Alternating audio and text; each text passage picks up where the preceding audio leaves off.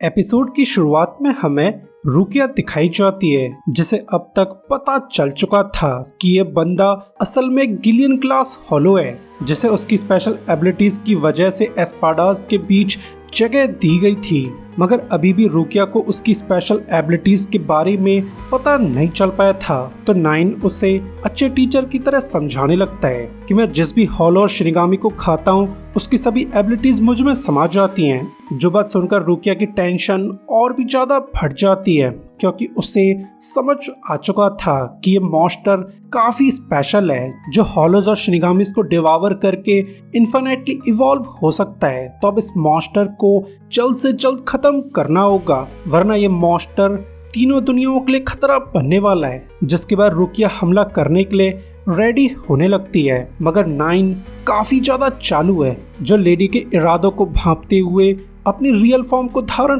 कर लेता है, जिसे देखकर रुकिया काफी ज्यादा सरप्राइज थी, क्योंकि नाइन अब एक टेंटिकल मॉन्स्टर में बदल चुका था, जिसे देखकर रुकिया को घिन आने लगती है। ऑब्वियसली ये टेंटिकल मॉन्स्टर उसके साथ डर्टी गेम्स खेलना चाहता है। जिसके बाद हमें उरी और गैंगस्टर लेडी की फाइट दिखाई जाती है, जहां अब तक उरियो की धज्जियां उड़ चुकी थी, क्योंकि ये लेडी कुछ ज्यादा ही पावरफुल है, जो अपने अजीब से वेपन का यूज करके उरियो की वाट लगाने लगती है, इस बात से बेखबर कि यहाँ पर एक कच्छाधारी मॉन्स्टर छुपा हुआ था।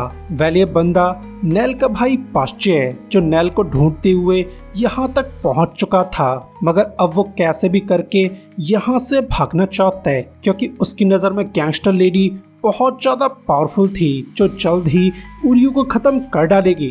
तो अब वो इन लोगों की फाइट में इन्वॉल्व होना नहीं चाहता है, क्योंकि उसकी नज़र में उरियो बहुत कमज़ोर था, जिसका बचना लगभग नामुमकिन है। मगर तभी उसकी नज़र लेडी के पैरों पर चली जाती है, जिन्हें देखकर ये बंदा बहुत खुश था। ऑब्वियसली कच्छाधारी मॉन्स्टर बहुत बड़ा ठरकी है, जो बेटर एंगल से लेडी की स्कर्ट में झांकना चाहता है, मगर उसे जरा भी अंदाजा नहीं हुआ था कि ताका झाकी के चक्कर में वो लेडी की नजर में आ चुका है, और उसकी ये हरकत लेडी को जरा भी पसंद नहीं आती है। तो वो गुस्से में इस बंदे पर धमाकेदार अटैक्स करने लगती है, मगर ये बंदा अभी भी जिंदा था, तो उसे देखकर उरियो राहत की सांस लेने लगता है, क्योंकि उसकी नजर में ये लेडी बहुत ज्यादा पावरफुल थी, जिसका वो अकेले ही सामना करना नहीं चाहता था।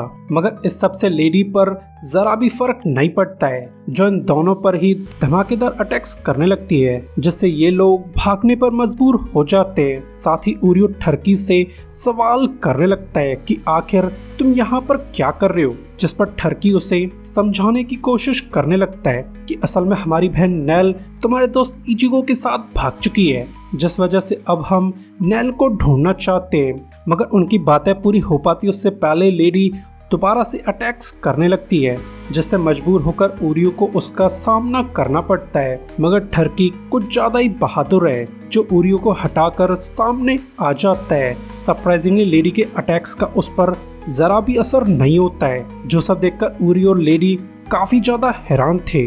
तो ठरकी लेडी को समझाने लगता है कि मेरा थूक बहुत स्लिपरी है, जिसे मैंने अटैक से पहले ही तुम्हारे वेपन पर लगा दिया था, और इसी वजह से तुम्हारे अटैक्स का मुझ पर जरा भी असर नहीं हो रहा है। वैसे भी तुम्हें इतना बुरा मानना नहीं चाहिए था, मैं तो बस तुम्हारे अंडरपैंट्स को देखना चाहता हूँ। जो बस उनका लेडी को क्रीपी फीलिंग्स आने लगती हैं कि ये कच्छाधारी मॉन्स्टर कुछ ज्यादा ही ठरकी है, जिसे जल्द से जल्द खत्म करना होगा। तो वो गुस्से में ठरकी पर हमले करने लगती है, मगर ठरकी बहुत ज्यादा चालू था, जो लेडी की तरफ खूब सारा थूक फेंकने लगता है, जिससे मजबूर होकर लेडी को डॉज करना पड़ता है। मगर ठरकी के थूक की क्वांटिटी कुछ ज्यादा ही थी, जो बड़ी आसानी से सभी खंभों पर अपना थूक लगा देता है। सरप्राइजिंगली उसका थूक इतना ज्यादा स्लिपरी था कि उस पर पैर रखते ही लेडी धड़ाम से गिर जाती है। तो ये सब देखकर उरियो काफी ज्यादा कंफ्यूज है, मगर ठरकी की हरकत लेडी को जरा भी पसंद नहीं आती है, जो अब कैसे भी करके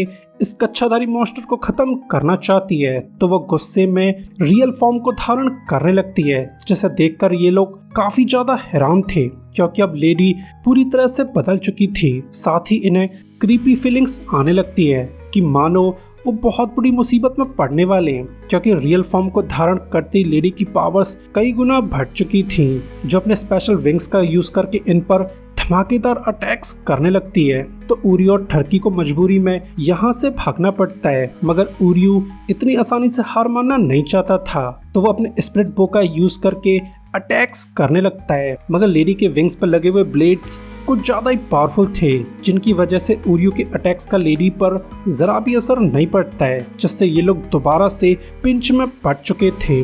तो उरियो लेडी के अटैक पैटर्न्स को एनालाइज करने लगता है। सरप्राइजिंगली लेडी के विंग्स में लगे हुए ब्लेड्स वाइब्रेट किया करते हैं और इसी वजह से उरियो के अटैक्स का उस पर कुछ भी असर नहीं पड़ रहा था। उरियो को एहसास हो चुका है कि उसे लेडी को हराने से पहले उसके विंग्स को डिस्ट्रॉय करना होगा, मगर ये काम बहुत मुश्किल है क्योंकि इस हालत में वो लोग लेडी के विंग्स को डिस्ट्रॉय नहीं कर सकते हैं। मगर तभी उरियो के दिमाग में जोरदार आइडिया गूंजने लगता है, जिसके तहत वो पास्चे को ऑर्डर्स देने लगता है कि तुम्हें मौका पाते ही लेडी के विंग्स पर अपना थूक फेंकना होगा।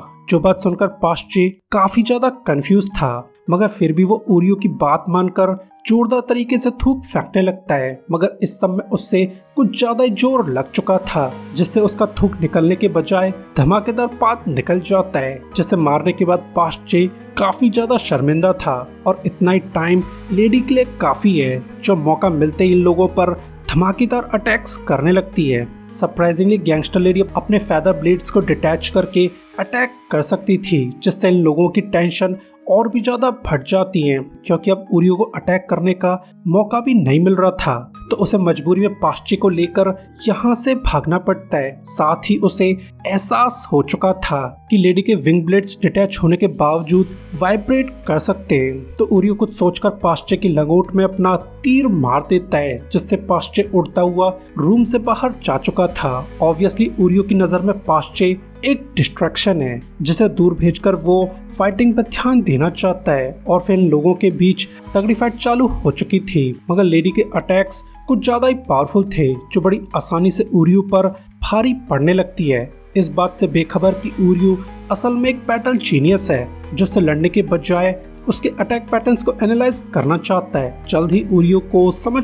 आ चुका था कि उसके स्प्लिट बो का लेडी पर कोई भी असर नहीं होने वाला है, तो उसे लेडी को हराने के लिए किसी और टेक्निक का यूज करना होगा। जो बात समझ आते ही उरियो स्प्लिट बो को वापस ले लेता है, जो सब देखकर लेडी काफी ज्यादा खुश थी, क्योंकि वो अपने अगले अटैक से उरियो को खत्म करना चाहती है। मगर उरियो का कुछ हो पाता उससे पहले लेडी के सभी ब्लेड्स कट जाते हैं, जो सब देखकर लेडी काफी ज्यादा हैरान थी, क्योंकि उरियो ने धनुष छोड़कर तलवार अपना ली थी। मगर अभी भी लेडी को समझ नहीं आ रहा है कि ये चश्मू उसके ब्लेड्स को कैसे काट सकता है। और इसी के साथ ये एपिसोड एंड हो जाता है। सो गाइस, वीडियो के लिए लाइक और सब्सक्राइब कर दीजिए ताकि हमें आपका सपोर्ट मिलता रहे।